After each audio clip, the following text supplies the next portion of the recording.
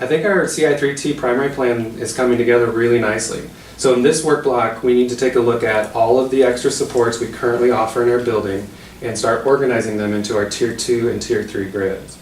Let's do this. We got this. This will be really helpful when we go to look at our multiple data sources and determine which kids need extra supports, and it will give us a good list to refer to and help us decide what would be most appropriate. Yeah, I think having those interventions listed and readily available for the teachers will really help them feel supported. I mean, these grids will be great for parents too. I mean, I'll be able to see what's available at our school if I see my kid struggling with homework or with his friends or with behavior at school. Once we see what each school comes up with, we're going to look for some consistencies across school and draft some district level language so that we can have consistency for students across schools. I think these grids are going to be great, and I think we should start with a row for me for special education services. Then let's do a row for student support plans that can go after the special education rows.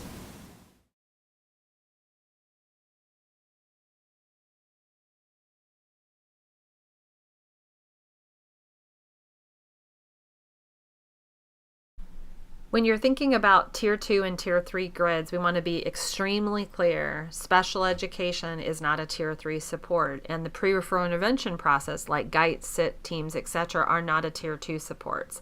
Tier 2 and Tier 3 supports are ideally evidence-based or at least research-based strategies, practices, and programs that can be used for students who may benefit from more than primary prevention efforts have to offer.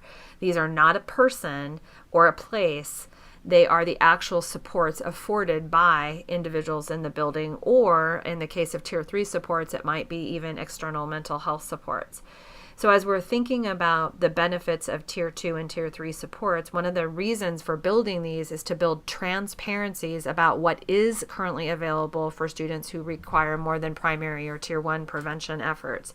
So as we're building these grids, we want to support equal access for all students in getting what they need. And part of addressing these different gaps in performance patterns for different groups of individuals is reducing the gap in access to these supports. So we want to make sure that every adult that's employed in the school, as well as the parent community, is well aware of these extra supports as they are offered. And we also want to make sure that there's certain transparencies in place about these supports so that we can be crystal clear on what is available in our building to make sure that we are doing things with sufficient evidence to suggest that if implemented with fidelity, they will likely yield the desired change in student performance. As you're looking at these grids, it will be important to name the support, provide a very clearly articulated description of who's doing what to whom and under what condition. And we want to make sure that it is not an arbitrary process as to who gets connected to which support. So the entry criteria, determining explicitly for whom might this be a good idea. So specifying your inclusion and your exclusion criteria. And then when we put any type of Tier 2 or Tier 3 support in place, we want to make sure that three things are being attended to. One, we want to make sure that the intervention is in place as planned with treatment integrity. We want to get stakeholder input before you start and after it's underway to make sure that it is meeting people's goals. So we want to assess social validity to look at the social significance of the intervention goals. We want to look at the social acceptability of the procedures that are planned, and then ideally the social importance of the effects. And then third, in addition to treatment integrity and social validity, we also want to make sure we have good progress monitoring tools that are reliable and valid for measuring student progress so that I can gain that information on that experience.